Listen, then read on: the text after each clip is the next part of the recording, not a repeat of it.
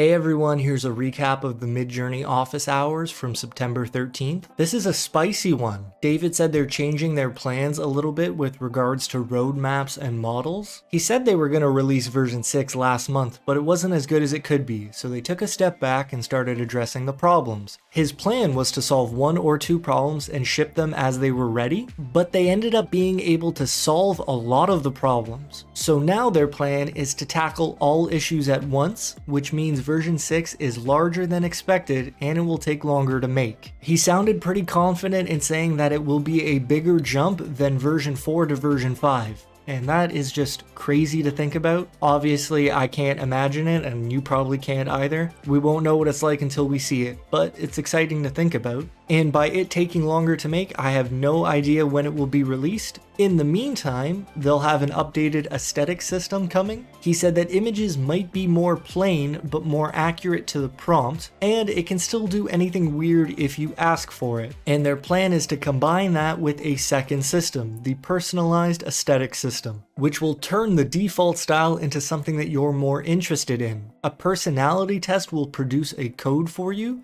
and you will be able to include that in your prompt and share that code with others. This could solve the problem of people wanting individual models, like someone interested in photoreal photography. There could be a code specifically for that, so you didn't have to prompt for it every time. This would dial in on a wide range of aesthetics, and you would be able to turn the strength up and down. That sounds awesome. And he described that as coming in the relatively short term. Still don't really know what that means. Moving on, he started to talk about some of the upscalers we can look forward to. He said that version 6 will be lower resolution by default and then have a good upscaler, like 512 by 512 and then upscale to 2048 by 2048. The reason version 6 will be lower resolution by default is because it will come with bigger batches. So instead of 4 images per prompt, we might get 9 or 16. And because we'll have so many images to choose from, you won't really need each of them at a high resolution. You can just pick the ones you want to see a better version of. He did happen to say that the upscaler might be shipped sooner and we'd be able to test it in version 5. Then he mentioned more stuff on the web and mobile side of things. The web is further along. Its release will have 2 phases. The first will replace the current website but not include image generation. The design of it and searching images will be better. There will be a better experience for looking at full screen images, and it's going to be fast. Phase 2 will have creation enabled and some social features, and then phase 3 will mostly be focused on something like recommendations and something that helps you find the images you like and tools to help you find the styles you like. He then talked about 3D a little and how they've had good results in the last week or two. He sounded excited. He said that eventually they want something like an upscaler